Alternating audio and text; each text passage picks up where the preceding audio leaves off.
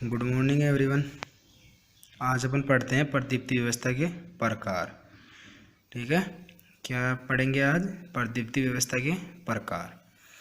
देखो, प्रदीप्ति व्यवस्था के प्रकार का मतलब ये है कि जो भी प्रदीप्ति होती है उसकी व्यवस्था किस तरीके से होती है। यानी कई बार क्या होता है, रोशनी जो होती है वो ऐसे ऐसे बल्ब आते हैं जो या तो सीधे फर्श पे रोशनी डालते हैं या पूरा फैलावट करते हैं, चारों तरफ फैलती है रोशनी। कई बार ऐसे लैंप आते हैं जो ऊपर दीवार की तरफ छत की तरफ रोशनी हो जाती है। ठीक है, तो उस रोशनी के अनुसार क्या किया गया है, इसके प्रकार बांटे गए हैं कि किस तरीके से कौन कौन से होते हैं। ठीक है, सबसे पहले अपना कौन सा प्रकार है? प्रत्यक्ष प्रदीप्ति व्यवस्था। कौन सा है? प्रत्यक्ष प्रदीप्ति व्यवस्था। इसमें देखो, सबसे पहले तो जो परावर्तक होता है वो कौन सा आकार का होता है? परावर्तक जो होता है वो वी आकार का परावर्तक प्रयोग किया जाता है।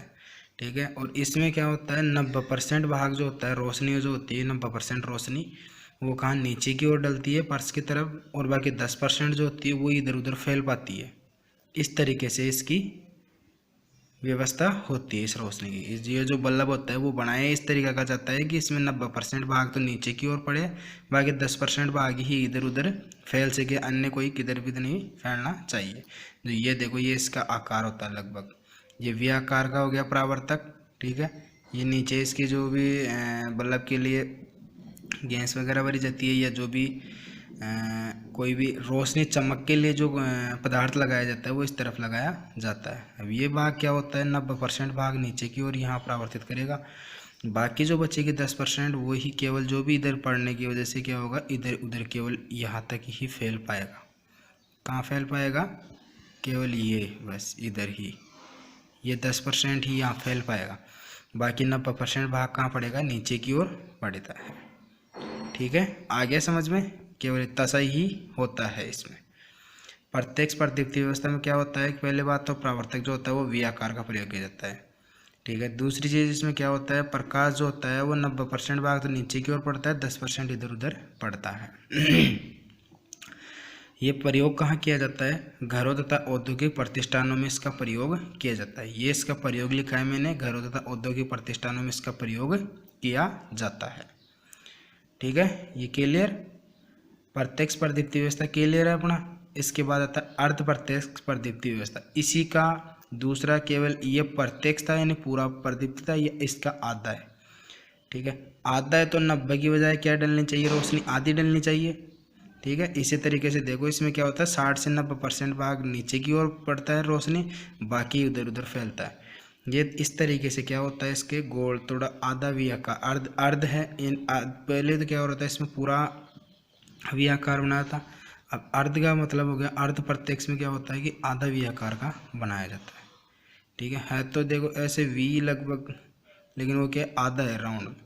तो इसमें क्या होता है, 60 से 90% लगभग क्या होता है, तो इसको भी अपन मानते हैं 60%, ये बोलेंगे 60% की 60% भाग इसमें क्या होता है, इधर उधर फैलता है, बाकी 60% भाग नीचे की तरफ गिरता है, बाकी 40% ये जो फैलता है ना इधर उधर, ये इस तरीके से, ये इधर उधर ये बस ये फैलता है 40%। तो बाकी 60% भाग कहाँ गिरता है, यहाँ ये नीचे की तरफ गिरता है।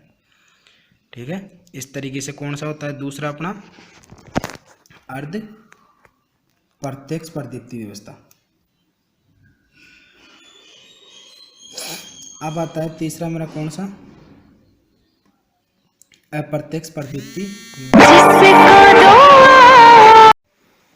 ठीक है, अब देखो कौन सा आता है अपना अप्रत्यक्ष प्रदीप्ति व्यवस्था।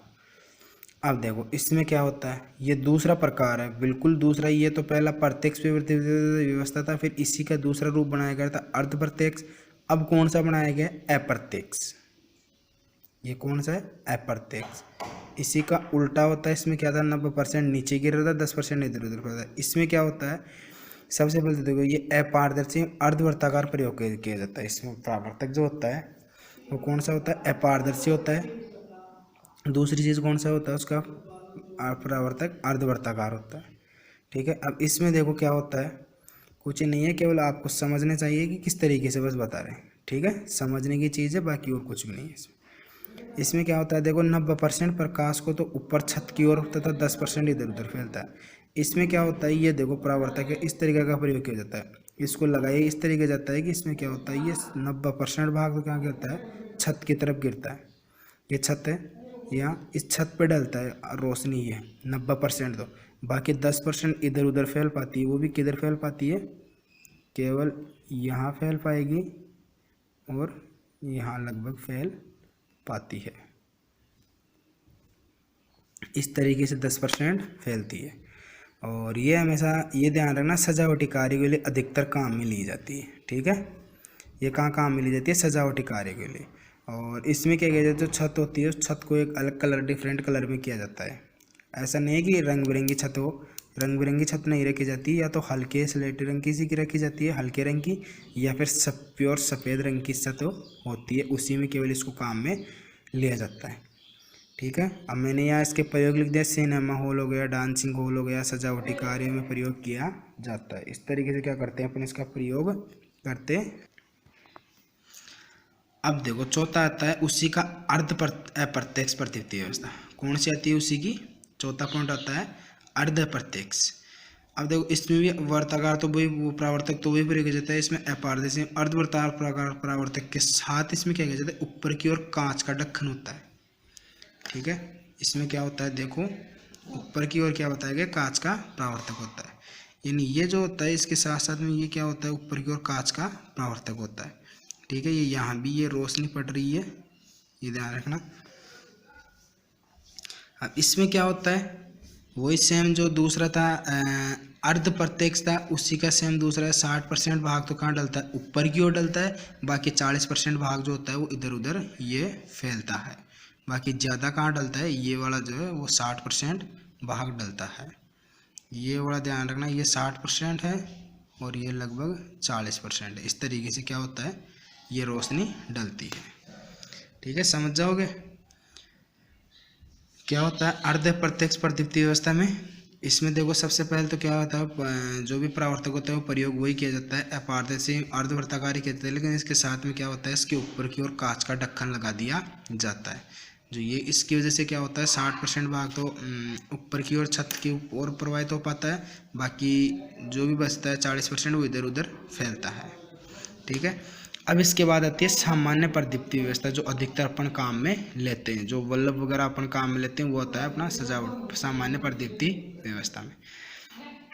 इसमें वर्ताकार एवं घिसे कांच का खोल प्रकार परावर्तक, तो पहली बात तो ये है कि प्रयोग किया जाता है। दूसरी चीज़ इसमें ये बताएगी ये एक क्या है, मंद प्रकाश व्यवस्था है। तीसरी चीज़ का उपयोग बताया गया कि मुख्य द्वार उद्योग एवं अन्य सजावटी कार्यों में इसका प्रयोग किया जाता है।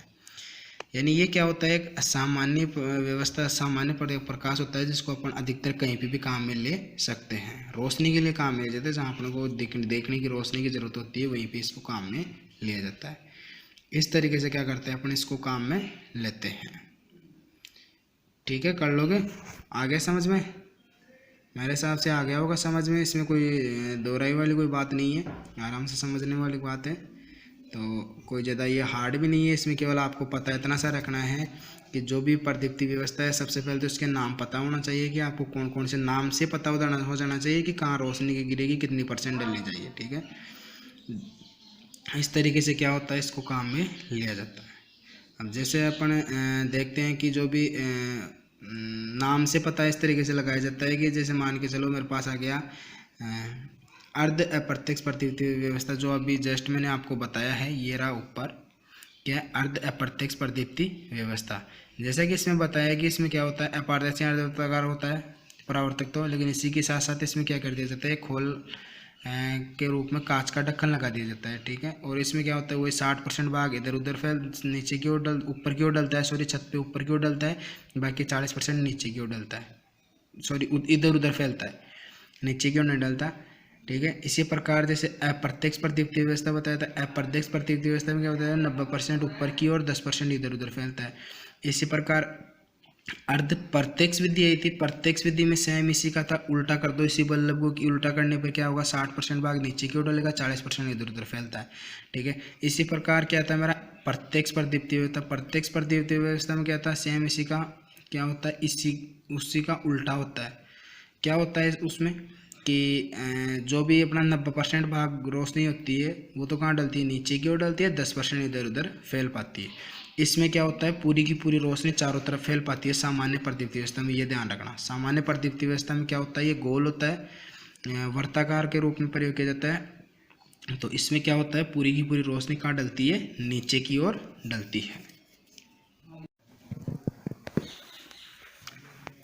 ये क्या है मेरे पास, लैंपों के प्रकार है। ठीक है, ये सारे के सारे क्या होते हैं, लैंप होते हैं जो अपने काम में आते हैं। ठीक है, अब एक बार मैं लैंपों के बारे में मोटा मोटा मैं आपको बताता देता हूँ, फिर अपन क्या करेंगे, इनका एक एक का प्रत्येक का वर्णन पढ़ेंगे। ठीक है, अब सबसे पहले है इनकेंडिसेंट लैंप। देखो, इनकेंडिसेंट लैंप जो होता है वो दो प्रकार का होता है, कार्बन फिलामेंट लैंप, दूसरा होता है धात्विक फिलामेंट लैंप। ठीक है, कार्बन फिलामेंट लैंप का कोई प्रकार नहीं होता है, ये केवल कार्बन फिलामेंट लैंप ही रहता है। बाकी इसी के अलावा जो धात्विक फिलामेंट लैंप है वो दो प्रकार के होते हैं। धात्विक फिलामेंट लैंप बनाए तो जाते हैं, लेकिन एक तो होता है जो उसमें गैस भरी जाती है, दूसरा होता है उसको निर्वात रखा जाता है, कोई किसी प्रकार की गैस नहीं भरी जाती है, केवल उसी से उनके क्या पड़ जाते हैं, दो अलग अलग नाम पड़ जाते हैं। ठीक है, कौन से हो गए यहाँ, निर्वात धात्विक फिलामेंट लैंप हो गए, दूसरा हो गया गैस धात्विक फिलामेंट लैंप हो गए। इस तरीके से क्या होता है, ये दो प्रकार के होते हैं। ठीक है, इसके बाद आते हैं कौन से, अपने गैस डिस्चार्ज लैंप। अब देखो, गैस डिस्चार्ज लैंप कितने प्रकार के होते हैं, दो प्रकार के होते हैं। पहला होता है सोडियम वेपर लैंप, दूसरा होता है मरकरी वेपर लैंप। जी सेम इसी के प्रकार क्या होता है, सोडियम वेपर लैंप का कोई प्रकार नहीं होता है। ठीक है, इसके अलावा मरकरी वेपर लैंप के क्या होते हैं, प्रकार होते हैं। मरकरी वेपर लैंप कितने प्रकार के होते हैं, दो प्रकार के होते हैं। पहला होता है high pressure mercury vapour lamp, दूसरा होता है low pressure mercury vapour lamp. ये ध्यान रखना, मैंने यहाँ इसके आगे नाम नहीं लिखे हैं, बाकी ये मरकरी वेपर लैंप है तो इनके साथ में क्या होते हैं, मरकरी वेपर लैंप जरूर लगेगा, तभी अपने को पता रहेगा कि ये कौन से लैंप है। हाई प्रेशर मरकरी ऐसे सेम मोटा मोटा होता नहीं है, बाकी उसके साथ में जो मरकरी उसमें क्या होता है, मरकरी गैस भर करके जो बल्ब बनाया जाता है वो मरकरी वेपर लैंप कहलाता है। तो ये हाई प्रेशर हो गया, ये लो प्रेशर हो गया। ठीक है, अब हाई प्रेशर जो होता है वो तीन प्रकार के होते हैं। पहला होता है MA, दूसरा होता है MAT, तीसरा होता है MA। MA का मतलब होता है मरकरी आर्गन लैंप, दूसरा होता है मरकरी आर्गन टंगस्टन लैंप होता है। ठीक है, M का मतलब मरकरी होता है, A का मतलब आर्गन होता है, T का मतलब टंगस्टन होता है। ठीक है, कौन सा हो गया ये, मरकरी आर्गन टंगस्टन लैंप। ये होता है मरकरी आर्गन लैंप, ये होता है MV मरकरी वेपर लैंप। ठीक है, ये कौन सा होता है इसका, मरकरी वेपर लैंप। इस तरीके से क्या होते हैं, इसके प्रकार होते हैं। ठीक है, इसके बाद होता है कौन सा, अपना तीसरा नियॉन साइन लैंप आता है। नियॉन साइन लैंप जो होता है वो अपने अधिकतर विज्ञापन कार्यों में काम में लिया जाता है। कहीं पे भी आपने देखा होगा रोड के ऊपर जो ये लाइटें वगैरह, किसी हॉस्पिटल का मान लो, या अन्य किसी कोई बड़ी कार्यशाला होती है उसका मान लो, ऐसे विज्ञापन होते हैं जो शाम के टाइम अंधेरे में क्या होता है, रोशनी के तौर पर उसके नाम को बताता रहता है, वो अपना नियॉन साइन लैंप होता है। ठीक है, उसके बाद देखो चौथा कौन सा होता है, कार्बन आर्क लैंप होता है, जो ये एक आर्क के द्वारा पैदा होती है इसकी रोशनी। इसमें क्या होता है, एक चिंगारी उत्पन्न होती है, चिंगारी के द्वारा क्या होती है, इसमें रोशनी उत्पन्न होती है। ठीक है, पांचवा बताया गया है कि ये क्या होता है, अन्य प्रकार के अन्य महत्वपूर्ण लैंप होते हैं जो अधिकतर अपने काम में आते रहते हैं, अधिकतर अपने क्या लेते हैं, उसको काम में लेते रहते हैं। हेलोजन लैंप है, जो भी जैसे आजकल अपन विवाह स्थल मान लो, या और कोई मान लो पार्किंग वगैरह मान लो, वहाँ पे क्या होती है, हेलोजन लैंप ही लगाए जाते हैं, जो क्या करते हैं, ज़्यादा से ज़्यादा रोशनी देते हैं। फिर उसके बाद आता है कॉम्पैक्ट फ्लोरोसेंट लैंप, जिसको अपन क्या कहते हैं, CFL। ठीक है, अधिकतर काम में लेते हैं। उसके बाद आता है सोलर लैंप। सोलर लैंप भी आजकल अधिकतर काम लेने लगे ताकि दिन में वो चार्ज हो जाए और रात में क्या हो जाए, आराम से चलने लग जाए। या जैसे दिन में भी अगर जैसे मान के लोग घरों के अंदर अपन प्रयोग कर रहे हैं, तो सोलर का मतलब ये नहीं है कि अपन वो जैसे सोलर, उसी से मतलब ये है कि जैसे बाहर की तरफ विस्थापित कर दिया तो दिन में चार्ज होता है, रात को चालू हो जाता है। या अंदर जैसे अपने हैं तो वो केवल लाइट से चार्ज हो जाता है, लाइट चलती रहती है, लाइट से जो जलता रहता है, चार्ज हो जाता है साथ में, और उसी के साथ में क्या होता है, वो जैसे अब लाइट जाती है वापस रोशनी देने लग जाता है, बैटरी होती है उसमें, उसी को चार्ज हो जाती है। ठीक है, फिर इसके बाद इसी का चौथा रूप कौन सा आता है, LED लैंप। जो LED के बारे में काफ़ी सुना होगा, ये एक प्रकार का नाइट लैंप की भांति भी काम में लिया जाता है। LED इसकी रोशनी काफ़ी कम होती है। ठीक है, इस तरीके से क्या होते हैं अपने ये सारे प्रकार होते हैं। ठीक है, सारे प्रकारों के बारे में मैंने पहले बता दिया आपको आज ही। बाकी कल जो भी नेक्स्ट क्लास होगी उस नेक्स्ट क्लास में क्या पढ़ेंगे अपन, इनके प्रकार पढ़ेंगे। सबसे पहले इनकैंडेसेंट लैंप पढ़ेंगे। इनकैंडेसेंट लैंप का कार्बन फिलामेंट लैंप है। फिर उसके बाद धात्विक फिलामेंट लैंप पढ़ेंगे। धात्विक फिलामेंट के 2 प्रकार होते हैं, ये पढ़ेंगे। ठीक है बच्चों, आज के लिए इतना ही। ठीक है, लाइक और कमेंट ज़रूर करना, भूलना मत। ठीक है।